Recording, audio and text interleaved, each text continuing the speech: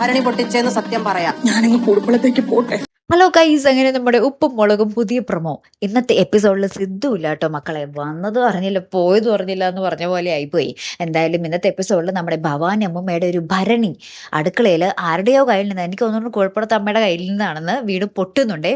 അപ്പൊ ഇത് പൊട്ടുന്ന പാട് തന്നെ നമ്മുടെ ഭവാനി അമ്മൂമ്മ സൗണ്ട് കേട്ട് വന്നിട്ട്, അയ്യോ എന്റെ ഭരണി ഇതാരാ പൊട്ടിച്ചേ എന്നും പറഞ്ഞ് കട്ടക്കലിപ്പി ചോദിക്കുന്നുണ്ട്. അപ്പൊ എല്ലാവരും പേടിച്ച് പറങ്കലിച്ച് നിൽക്കുവാണ്. കേശുവും ലച്ചും എല്ലാവരും പേടിച്ച് നിൽക്കുക കേട്ടോ. അപ്പൊ നമ്മുടെ പാറക്കുട്ടി പറയുന്നുണ്ട്, ആരാ പൊട്ടിച്ചെന്നൊന്ന് പറ, എന്നാലും അമ്മൂമ്മയ്ക്ക് ഇനി സമാധാനം ആകുള്ളൂ എന്നൊക്കെ പറയുന്നുണ്ട്. ആരും മിണ്ടുന്നില്ല കേട്ടോ നമ്മുടെ അമ്മൂമ്മനെ പേടിച്ച്. ലാസ്റ്റ് നമ്മുടെ ഭവാനി അമ്മൂമ്മ, ഞാനെന്നാ മഷിയിട്ട് നോക്കി കണ്ടുപിടിച്ചോളാം എന്നൊക്കെ പറഞ്ഞിട്ട് ആ ഒരു രൂപമൊക്കെ മാറ്റി വന്ന് വെറ്റിലയിലൊക്കെ മഷി വരട്ടി ഇങ്ങനെ നോക്കുവാണേ.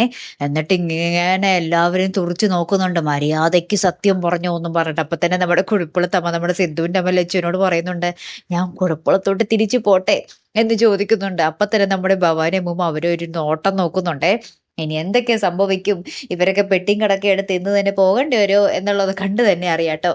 കാത്തിരിക്കാം. അപ്പോഴത്തെ ഒരു വീഡിയോയുമായി വരുന്നത് വരയ്ക്കും ഗുഡ് ബൈ.